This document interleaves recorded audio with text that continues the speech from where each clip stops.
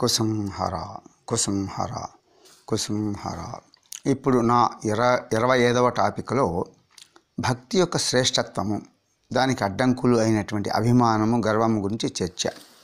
ఇక్కడ ఏంటంటే భక్తిలో గర్వము లేదు, దీనత ఉంటుంది. ఇతర సాధనములలో గర్వం వచ్చే అవకాశం ఉంది. తపస్సు, యోగములలో దీనత, నమ్రత రాదు. అందువల్ల భక్తి పరమాత్మనికి ఇష్టమైనది అంటున్నాడు కుసుమహర. అయితే దీనులైన వారు ధన్యులు అంటున్నాడు. దీనత్వం లేని వారికి ఆ దీనదయాళుడు ఎలా దక్కుతాడు? అందువల్ల భక్తిలో మాత్రమే దీనత్వం, నమ్రత వస్తుంది. భక్తి భగవంతునికి ప్రియమైనది. భగవంతుడు తనపై ఎప్పుడు ప్రసన్నంగా ఉంటాడు. అయితే ఒక్కటి, జీవితంలో 4 విషయాలపై ఇష్టం ఏర్పడినట్లయితే పరమాత్మ పట్ల విముఖత కలుగుతుంది. అంటే పరమాత్మ ప్రసన్నతడు పొందలేము, పరమాత్మని యందు ప్రసన్నత పొందలేము అంటున్నాడు. ఎలా అంటే ఇప్పుడు పాపకార్యములను దిష్టత, అంటే మోసము, కపటము, ఎట్లో డబ్బు సంపాదించడము, జారత్వము, చోరత్వము, వీటి వల్ల ఇష్టం కలిగితే మానవుడు ఈశ్వరు నుంచి దూరం అయిపోతాడట. ఎందుకంటే సంసారం మీద వ్యామోహం ఏర్పడి ఉంటుంది చేత. ఈ సంసారం ఎందుకు ఇచ్చాడు? ఆయన్ని పొందటానికి. కానీ మనం మనదే అనే భావన వ్యామోహం అవుతుంది.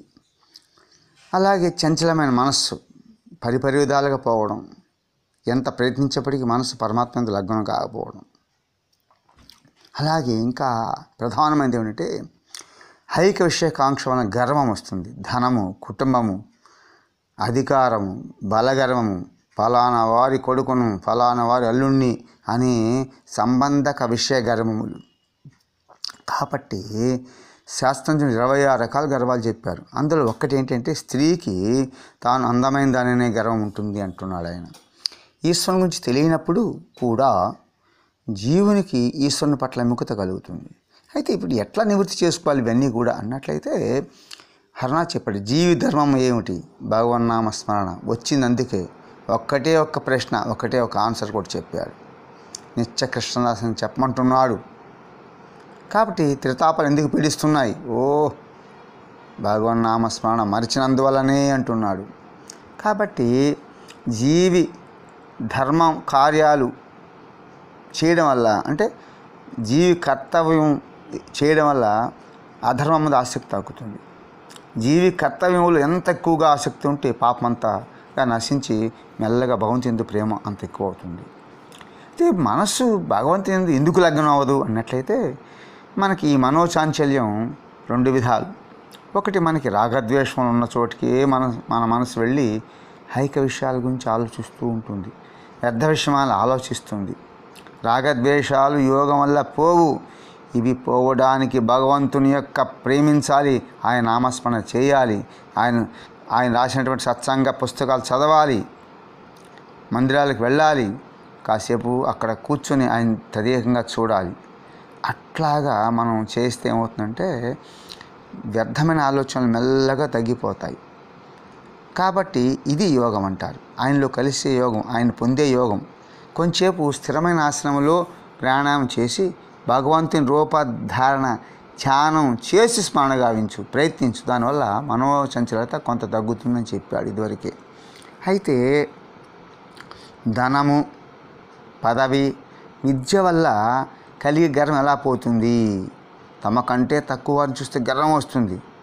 అయితే మనకి చూడండి, ఈ గర్వాన్ని జయించే మార్గాలు ఇప్పుడు మనం చర్చిద్దాం.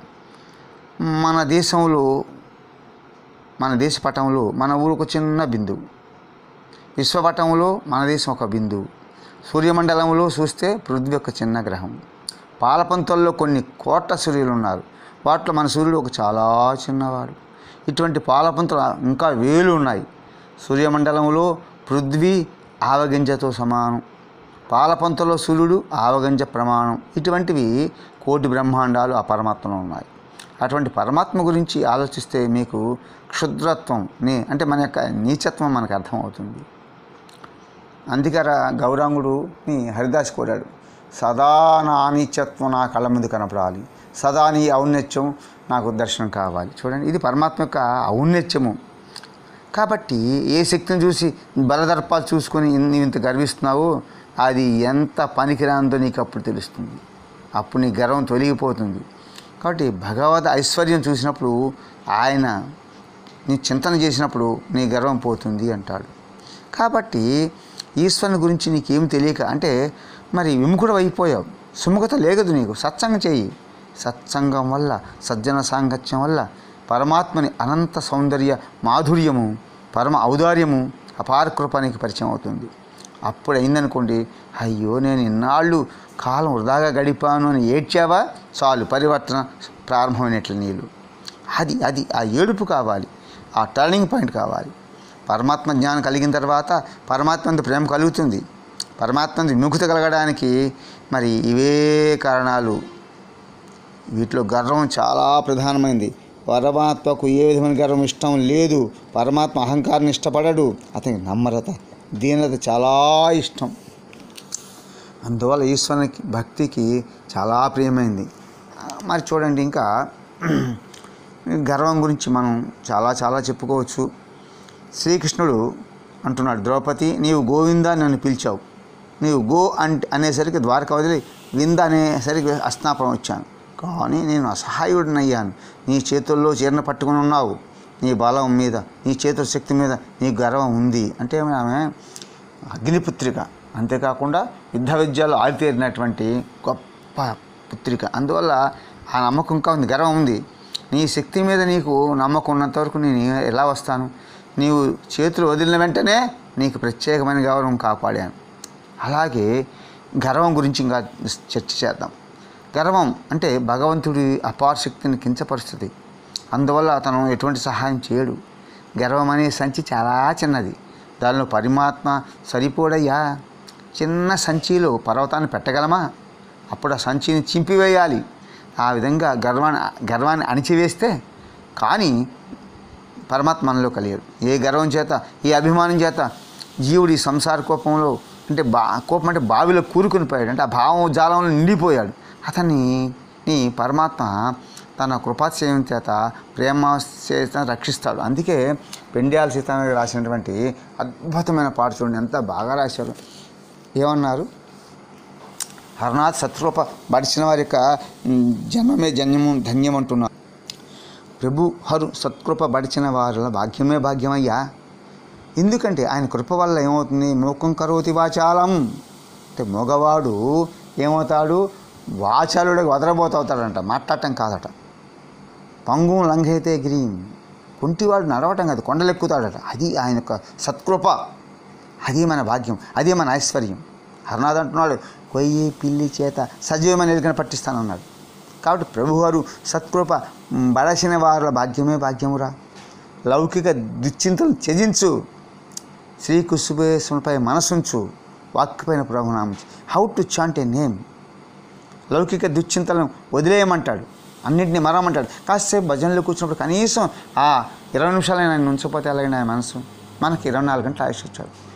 గంటకి 1 నిమిషం ఇచ్చిన 24 నిమిషాలు ఆయనకి మనం కేటాయించకపోతే ఎంత కృతజ్ఞత అంటాను.